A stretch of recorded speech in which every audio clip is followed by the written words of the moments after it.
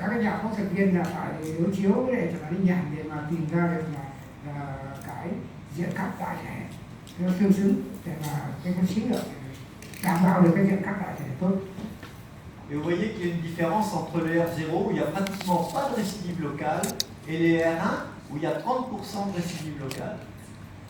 Thì ở đây thì người ta chỉ xét đến cái nghiên cứu này chỉ xét đến là diện cắt thôi, không nên cái yếu tố nào khác thì thấy là nó có sự khác nhau giữa diện cắt R0 và R1. Alors voilà la définition justement de la classification de R. Le risque de récidive locale est corrélé à la qualité de l'exérèse. R0, exérèse complète, macroscopique et histologique.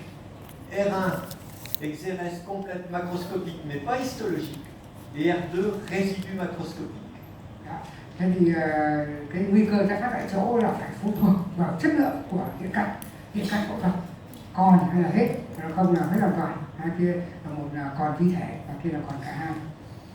Et donc on ne doit avoir que des R0 et des R1, pas de R2. Parce qu'en ayant un R2, ça ne sert à rien de l'avoir opéré. Il faut faire un traitement initial autre, comme une radiothérapie ou une chimiothérapie, et voir si on peut l'enlever après. Mais pas y aller si on sait que ça va être un R2. Thế thì đối với họ thì đúng là không cho phép được cho R2. Nếu R2 thế thì anh tiến hành phẫu thuật để làm gì? Đấy, anh phải có chiến lược. Thì trừ có R1 là kiểm soát rất là khó khăn thì lúc ấy còn cho phép. Nhưng nếu R2 thì tạo thành ra thì sau đó thì ta phải làm các cái phương pháp điều trị khác hỗ trợ mà có R2 ngay từ đầu mà ta đã biết thì ta làm R2 làm gì. Alors l'évaluation des marges est importante pour vous, pathologistes.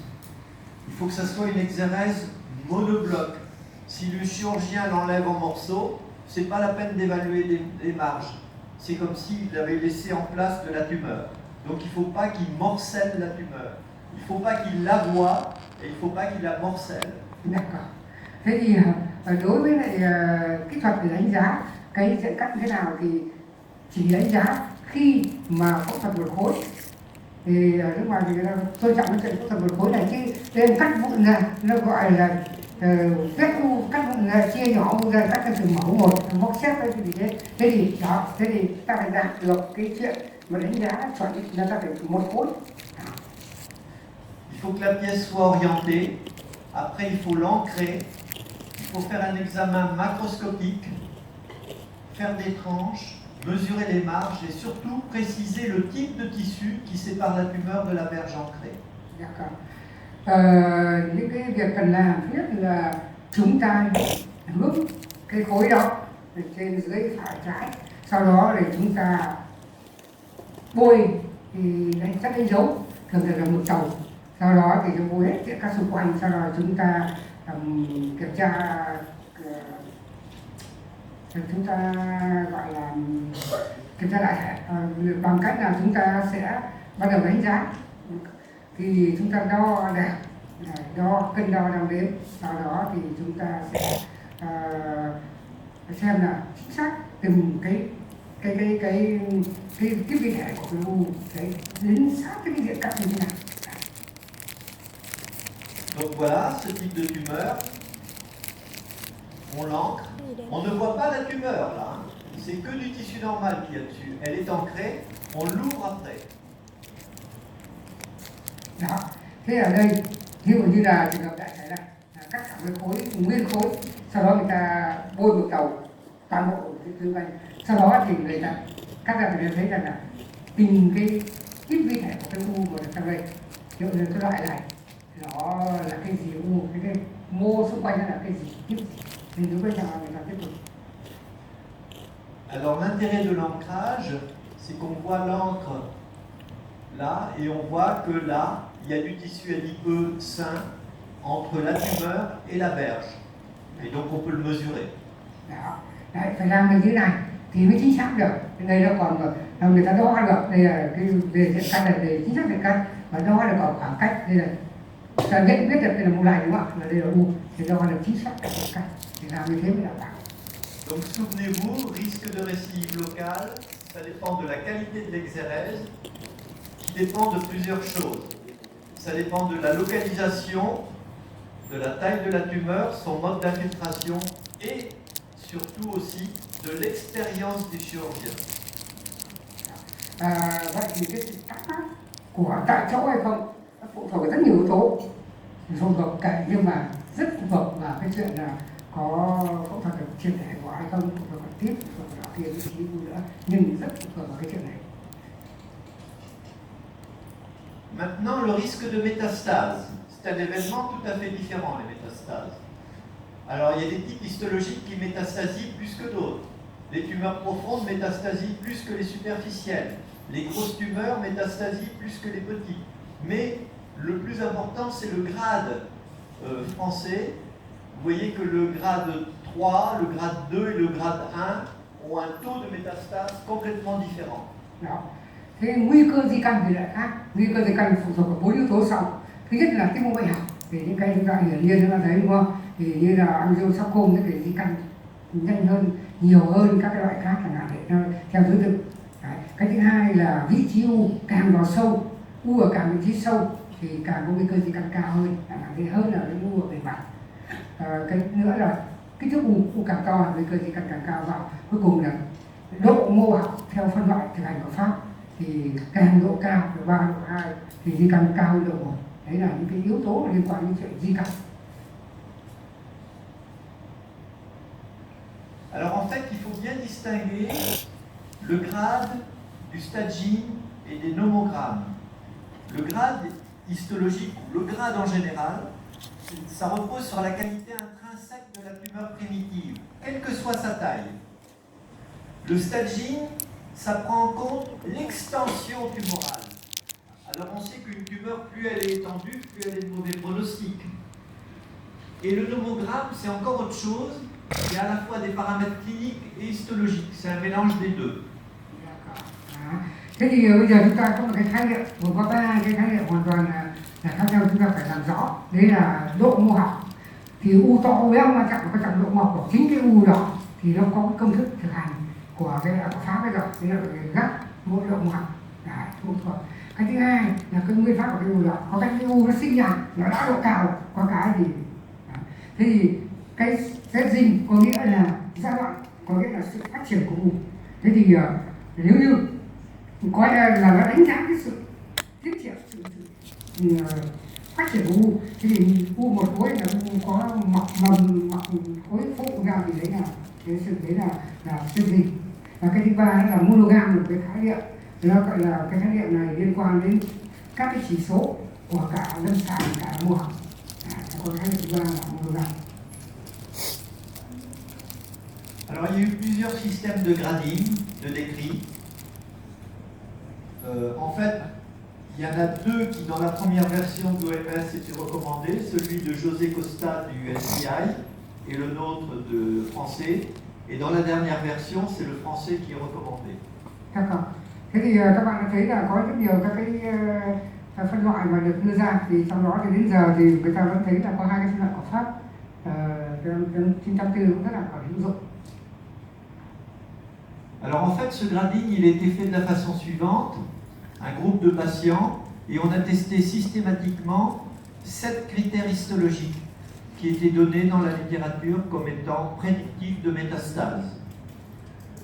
On les a testés en études monofactorielles, puis multifactorielles, pour la survenue de récidive locale, la survenue de métastase et la survie globale. Thế thì cái phân loại của Pháp này thì người ta dựa vào các cái chỉ số, ví dụ như là phát triển tại chỗ hay là nhiều khối, hay là đó là những cái chỉ số đó để người ta đưa ra các cái theo cái tiêu chí của phân loại.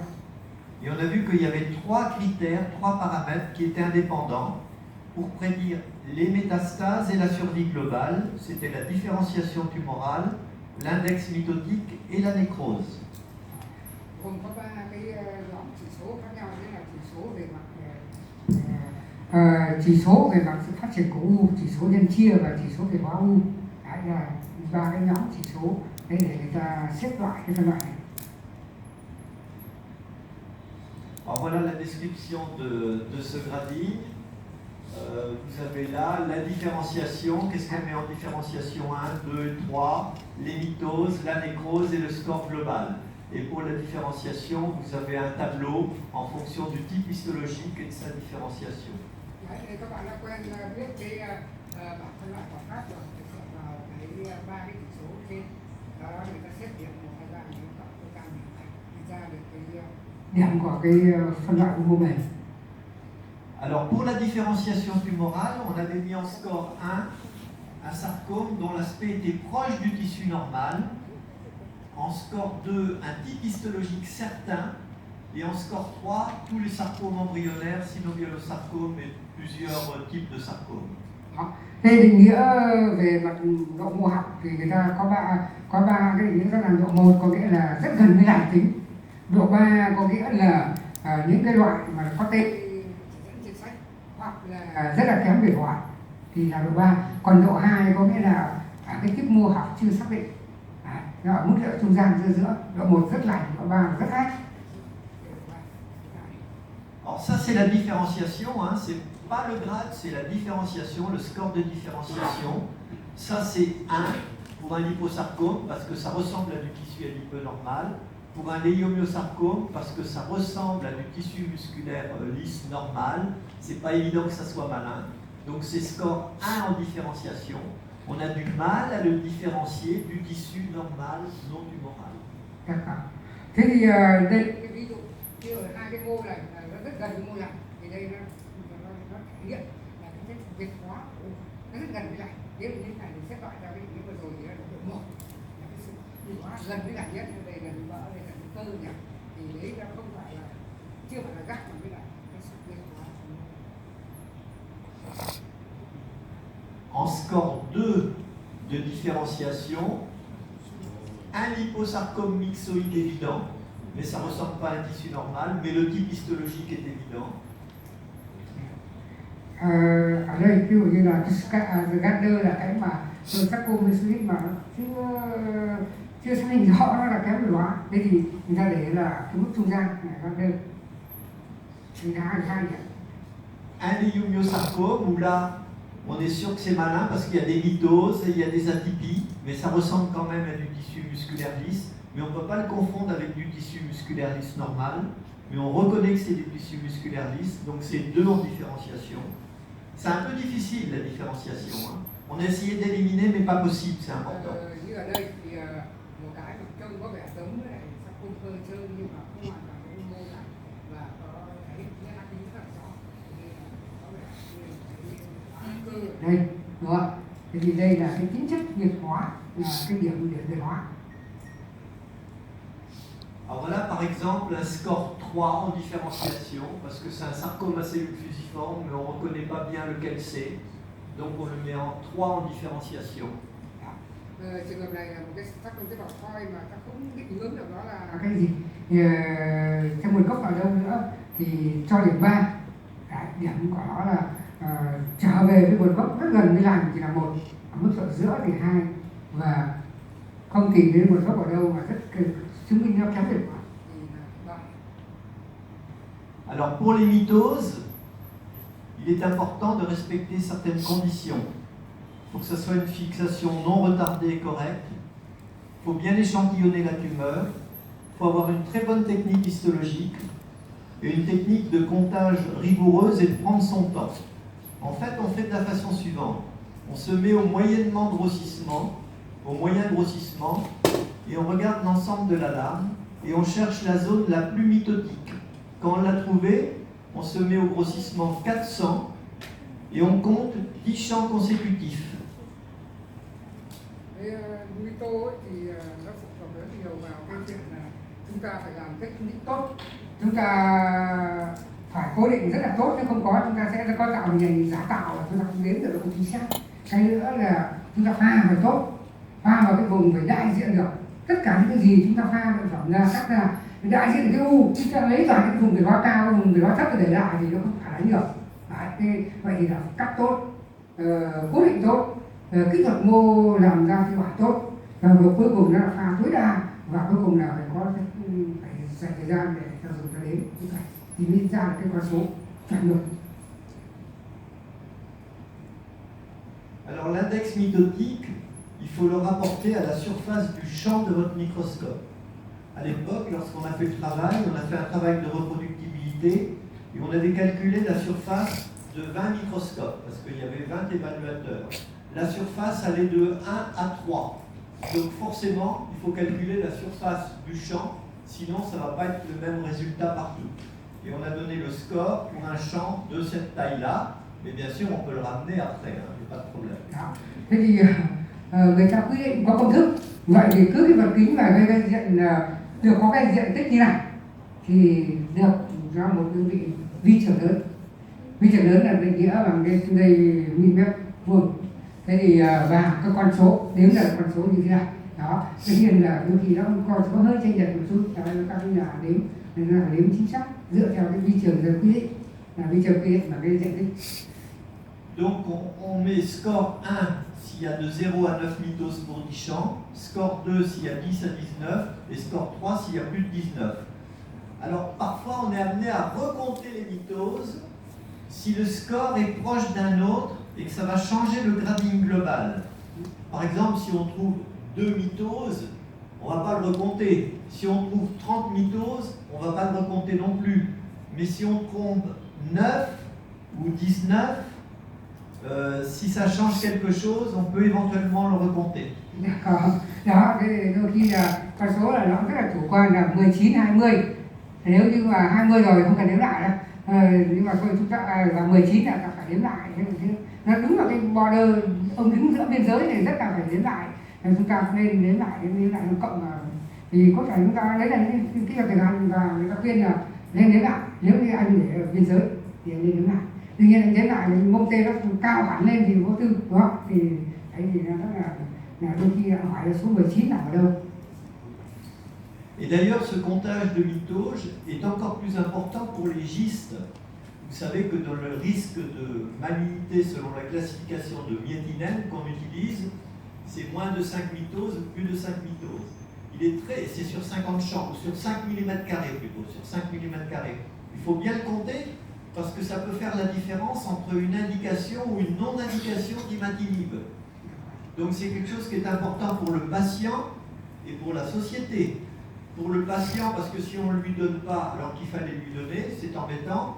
Et si on lui donne alors qu'il ne fallait pas le donner, c'est embêtant pour le patient et ça coûte cher. D'accord.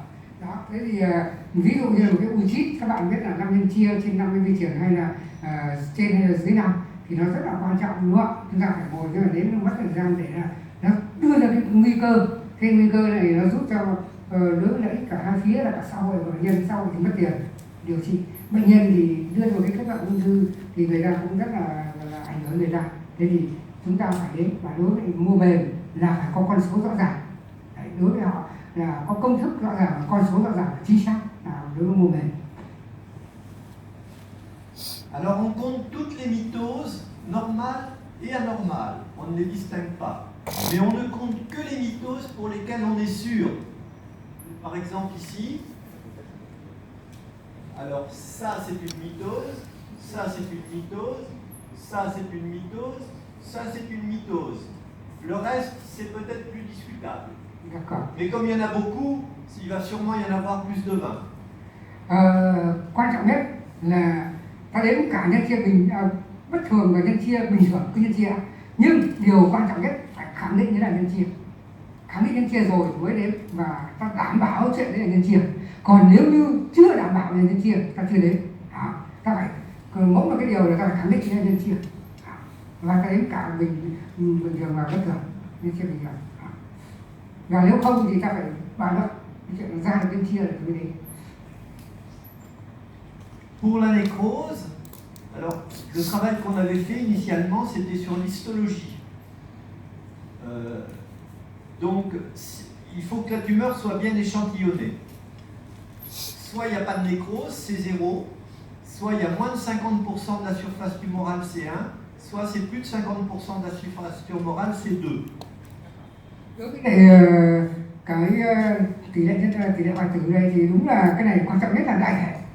Phải pha được cái vùng hoại tử, hoặc là nó hoại tử quá nhiều rồi thì lúc ấy là ta phải đo sẵn tỷ lệ rồi ta đi mua ta ước lượng rồi, hay còn là có tí mua bỏ lao pha đúng không thì hoại tử ta đọc không hoại tử rất nguy hiểm. Thế vậy thì cái chỉ số rất đơn giản thôi, 50/50 là không hoại tử.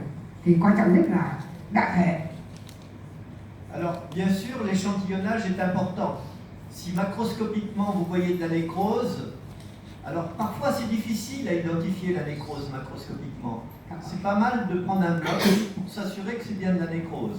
Mais de toute façon, il faut vous dire que s'il y a beaucoup de nécrose dans une tumeur, même si vous mettez peu de blocs, vous aurez de la nécrose histologiquement. Như bác giải thích tiếp là cái cô mà quan trọng nhất là đại thể. Vậy thì nếu như cái u nhỏ ta chuyển hết thì xong nói gì? Cái lưới này người ta nhìn được ngay. Nếu không người ta phải tính được cái tỷ lệ là có những trường hợp nó hoại tử hoàn toàn. Nhưng đôi khi cái nhìn đại thể đấy chưa chắc là khẳng định. Có khi ở trên vi thể nó giải thích nhỡ nó kiểu giữa chảy máu ra. Thế là cái đấy nó cũng là cái làm cái nữa thì ta khẳng định là cả hai. Alors il faut prendre que de la nécrose certaine. La nécrose, comme je l'ai dit hier, c'est défini par la perte de la coloration du noyau alors qu'on voit sa forme. Et souvent, c'est une nécrose en carte de géographie qui est soulignée en périphérie par des noyaux pycnotiques, donc plus foncés. Ça, c'est pas la nécrose. Hein.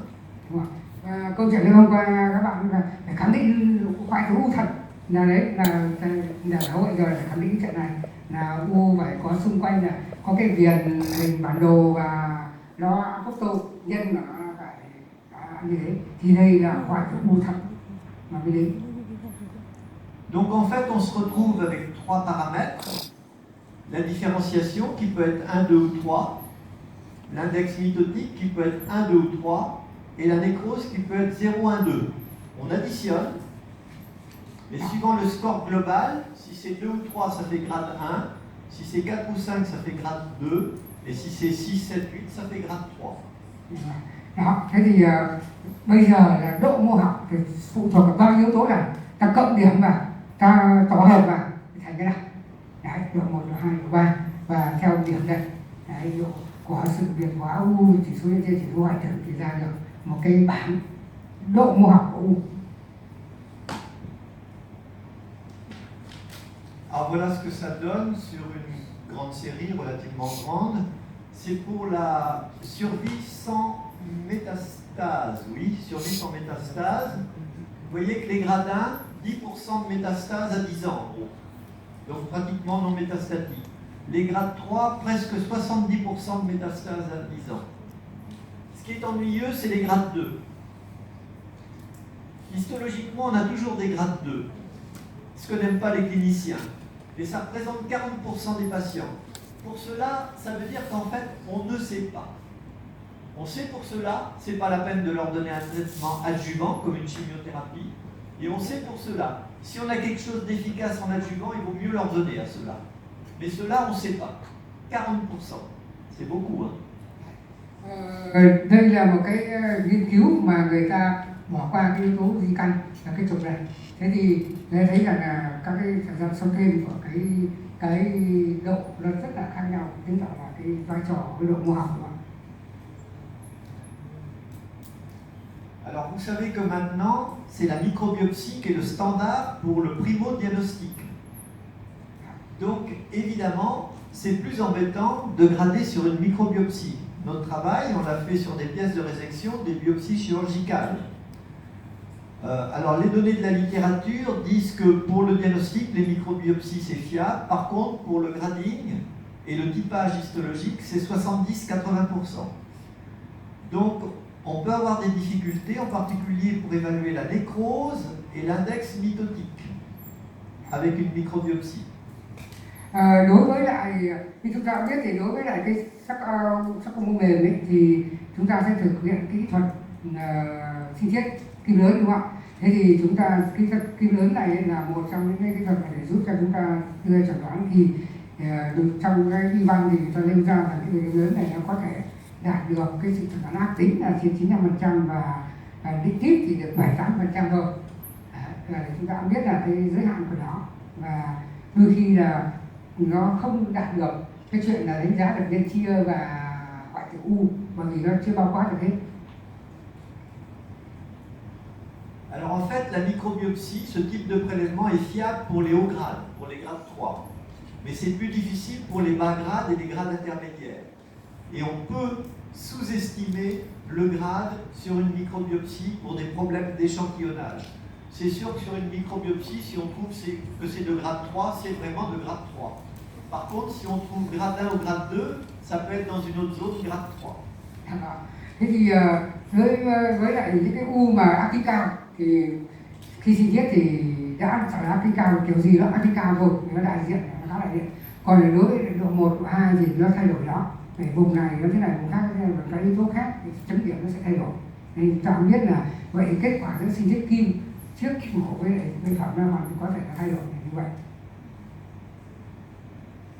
Alors on peut améliorer ça, en particulier pour la nécrose, on peut se servir de l'imagerie. Et en imagerie, ils reconnaissent bien les zones de nécrose. Donc s'il y a de la nécrose en imagerie, on peut l'évaluer comme ça. Et pour l'index mitotique, on peut le remplacer par l'index de prolifération, BIP1 ou Ki67. C'est ce qu'ont fait les Japonais, et ça marche bien. D'accord. Thế thì để trợ giúp cho chúng ta ước lượng hai cái tiêu chí hoại tử và nhân chia thì người ta có thể dùng nếu mà hoại tử thì dùng trên chẩn đoán hình ảnh. Bây giờ tất cả các bệnh viện này đã có sự kết nối như chúng ta có thể xem chẩn đoán hình ảnh tại các cái khoa của giáo quận. Thế chúng ta sẽ xem xem người ta đặt bao nhiêu % hoại tử mà chúng ta pha không có cũng mệt đấy. Chúng ta phải biết cách đọc để chúng ta xem là cái gì đôi khi nó giúp chúng ta rất nhiều. Đấy, thế thì để vậy thì tôi dựa thêm vào chẩn đoán hình ảnh. Cái thứ hai nữa là nhân chia không phải lúc nào cũng dễ đến. Thế thì chúng ta sẽ dùng, chúng tôi cũng đang dùng là Ki67 để chúng tôi dựa vào cái kỹ thuật tìm Ki67 thì nó sẽ những cái nhân chia nó sẽ dễ nhìn hơn là cái chắc ảnh và tỷ lệ nó sẽ tương đi một cách tương xứng. Thì từ đó như ở Nhật thì người ta hầu hết người ta sử dụng nó. Đấy, chúng ta sử dụng thêm cái kỹ thuật dùng Ki67 để chúng ta tìm nhân chia cho nó chính xác hơn. Alors il faut faire attention, il y a des conditions d'utilisation du grade et des limites. Ça ne remplace pas le diagnostic de type histologique. Au début, nos cliniciens, nos oncologues ont dit « Oh ben finalement, maintenant qu'on a un grading qui marche bien, on n'a plus besoin du type histologique. » Non, ce n'est pas vrai. Le type histologique doit venir en premier. C'est le plus important. Et après, on en rajoute le grade.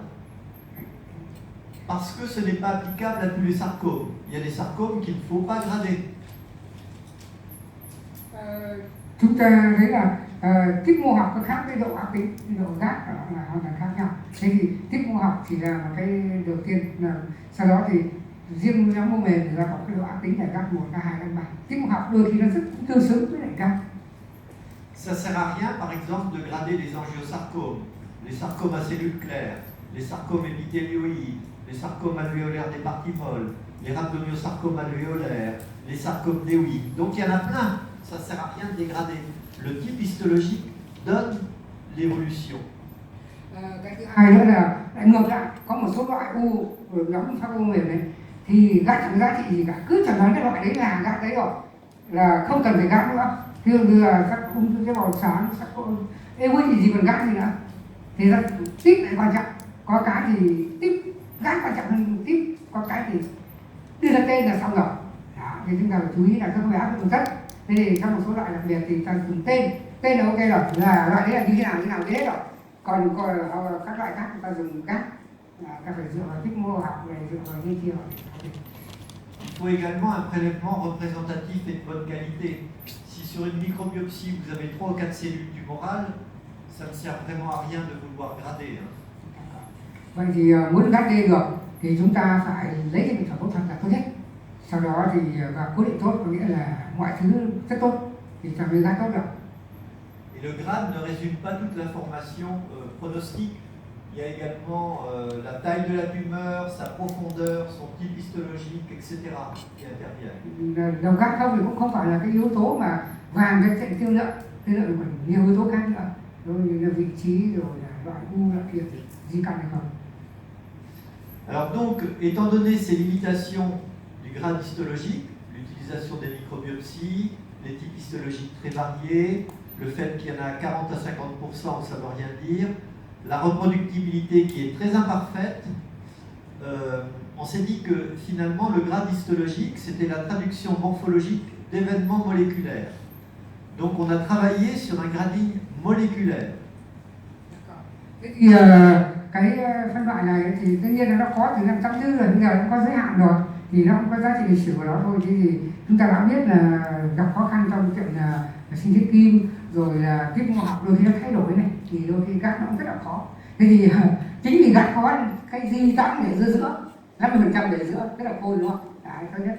3% là trên này nó sẽ rồi, nhìn nó thấy ngay khá là theo ở dưới thì giữa 4-5%. Thì cứ tốt nhất là đúng ở giữa. Đấy là chúng ta làm một chung thời gian. Thế thì bây giờ thì người ta phải chăng là sẽ có tiếp tục có những cái gắt của cái biology của sinh học phân tử liên ra. Đấy, gắt thì sinh học phân tử nữa. Một số yếu tố sinh học phân tử nó sẽ làm cái lượng tốt. Thế thì đương nhiên là năm 1984 bây giờ thì vai trò lịch sử của nó rất là tuyệt vời rồi đúng không ạ? Alors on est parti d'une idée de base, c'est que une tumeur était sûrement beaucoup plus agressive, ce d'autant que le génome était instable. Donc s'il y avait une instabilité génomique importante, la tumeur était plus agressive. Ça se comprend bien, parce que si la tumeur est très instable sur le plan génomique, il y a tout un tas de recombinaisons qui se font au hasard. Et juste par darwinisme, il y a la sélection de la cellule qui a la meilleure combinaison pour résister au traitement, pour être agressive. Et c'est celle-là qui va pousser. C'est du hasard et de la nécessité. C'est du darwinisme. Mais ça tient à l'instabilité chromosomique. Si c'est très instable, ça va faire ça. Đấy, thế thì cái phân loại thì bây giờ người ta cũng thấy là trong cái phân loại của mô mềm, phân loại sinh học phân tử mô mềm thì còn phụ thuộc vào có những loại u mà cái biến đổi thì có các cái biến đổi gen của nó ổn định hơn, cái loại khác nó bất thường hơn, ví dụ như là gen vệ tinh hay là ví dụ như chẳng là một ví dụ nó bất thường hơn, thì đôi khi chính là hoặc là nó có những cái dị dạng nhiều hơn thì cái đấy có khi tiên lượng tồi hơn là những loại khác. Đó, bây giờ người ta phải tiếp tục sau này có cái kỷ nguyên sinh học phân tử thì người ta sẽ phân loại theo cũng là cái loại u đó và cái nhóm ổn định hơn về mặt sinh học phân tử với nhóm nhiều cái bất thường sinh học phân tử hơn thì có thể là gác đinh của cái sinh học phân tử như vậy. Alors on est parti de deux groupes de tumeurs et au total on avait 310 sarcomes pour lesquels on avait la CGH, donc le profil génomique. Vous avez vu que c'était plus ou moins remanié. On les a séparés en peu remaniés et beaucoup remaniés. On avait le grade, on a séparé en grade 3 et les autres, et on avait l'expression, donc on avait les ARN en quantité, et on les a séparés selon une classification de Carter qui définit l'instabilité chromosomique. Et on a pris que les gènes communs à ces trois-là. Thế thì một cái nghiên cứu hơn 300 bệnh nhân thì người ta chia làm các cái nhóm. Thế đây người ta làm về gen, đây người ta làm về gác, về mô hình học, và nó vẽ ra cái sơ đồ. Thế thì người ta làm thế thì một cái nhóm là có bất thường nhiều và nó ít về sinh học phân tử là cái nhóm vô học độ 1, độ 2, độ 3. Đó, sau đó người ta vẽ ra cái sơ đồ để sau đó tương thích giữa cái độ mô học với lại cái bất thường của sinh học phân tử của cái nhóm những cái u của mô mềm này. Et donc on a défini un ensemble de 67 gènes qui, s'ils étaient hyper exprimés, impliquaient un mauvais pronostic. Et tous ces gènes interviennent dans la stabilité des chromosomes et des gènes. Và tìm ra là so sánh xếp các cái gen là sáu mấy cái gen là có trong các cái nhóm mà nó có tác động vào cái chuyện là nó có ổn định hay là bất thường của các cái chromosome của các cái thân thể. Đấy, người ta phân tích cho cái nhóm những bệnh nhân trong mô mềm thì thấy rằng là nó có sự phân hóa giữa hai nhóm. Alors on avait deux cohortes de tumeurs, en gros de 150 tumeurs chacune, une de training et une de validation. La signature, on l'appelait SINSAC pour, qu'est-ce que ça veut dire déjà c'est chromosomal instabilité dans les sarcomes. Et donc vous voyez sur les deux cohortes, ça marche très bien, et là, il n'y a que 2 grades. Et là, c'est le grading histologique où on a réuni grade 1 et grade 2 contre grade 3. Dans la première cohorte, ça ne marche pas, dans la deuxième, ça marche. Donc vous voyez, il apparaît plus faible que le grading moléculaire. Thế thì đây là hai cái nghiên cứu thuần tập, các cái nghiên cứu thuần tập này, một hai đối chứng, có đối chứng với cái thời gian sống thêm, phân tích theo các cái phân tích gen và sinh học phân tử. Thế thì người ta thấy rằng là có cái sự phân hóa giữa sự ổn định hay là không ổn định của sinh học phân tử trong cái nhóm hai cái nhóm. Đấy, thời gian sống thêm rồi không di căn.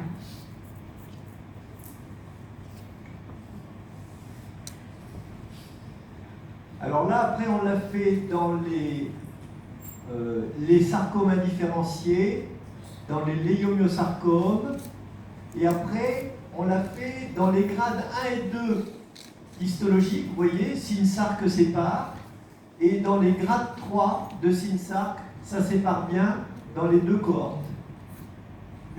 Và người ta lấy nghiên cứu trong các cái loại sarcom khác nhau, như leiomyosarcoma và sarcom mất biệt hóa, thì đây thấy là các cái gắt 1, gắt 2, gắt 3 hoàn toàn khác nhau. Đây cũng thấy, đây là cái gắt 1 ở dưới, gắt 3 ở trên. Donc en fait, on a montré que ce grading moléculaire était plus performant que le grading histologique, mais on a étudié, j'ai oublié de vous le dire, que des sarcomes génomiques complexes, leiomyosarcome, UPS, myxofibrosarcome.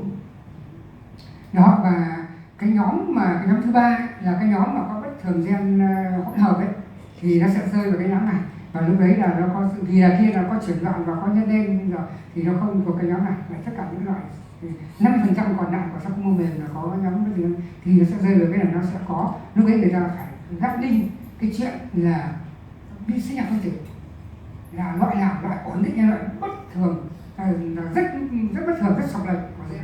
Thế thì nếu như là chia hai nhóm và có ý nghĩa. Et on a voulu voir ce que ça donnait dans d'autres sarcomes, les gistes qui ont des mutations activatrices et les synovialosarcomes qui ont des translocations. Alors voilà, pour les gistes, on a pris un groupe de 67 patients.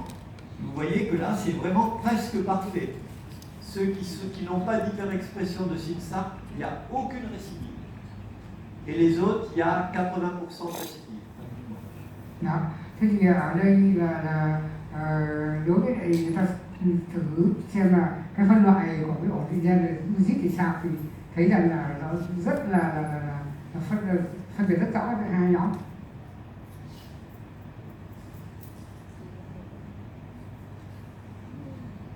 Alors après, on l'a fait selon l'index génomique, c'est-à-dire en prenant la CGH simplement, en regardant le nombre d'anomalies. Et ça marche également très très bien. C'est intéressant parce que la CGH, on peut le faire en paraffine. Le profil d'expression, jusqu'à il y a peu de temps, on pouvait le faire qu'à partir de la congélation, ce qui était très limitant.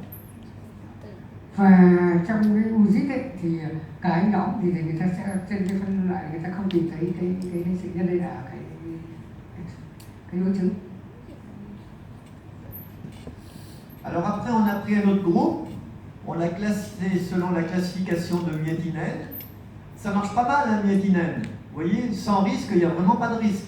Au risque, c'est vraiment un haut risque. Malheureusement, il y a les intermédiaires. Alors ces intermédiaires, on les a séparés selon la CGH. Et voilà ce que ça donne que sur les intermédiaires. On arrive à les séparer. Đó. Thế thì chia theo rất là tương hợp giữa cái độ 1, độ 2, độ 3 của mô học với lại cái yếu tố sinh học phân tử. Ở trung gian thì đi đúng ở giữa đó, là có cái sự bất thường, còn một bên thì rất là ổn định. Hai bước. Et la CGH, que ça soit en tissu congelé ou en paraffine, ça donne les mêmes résultats.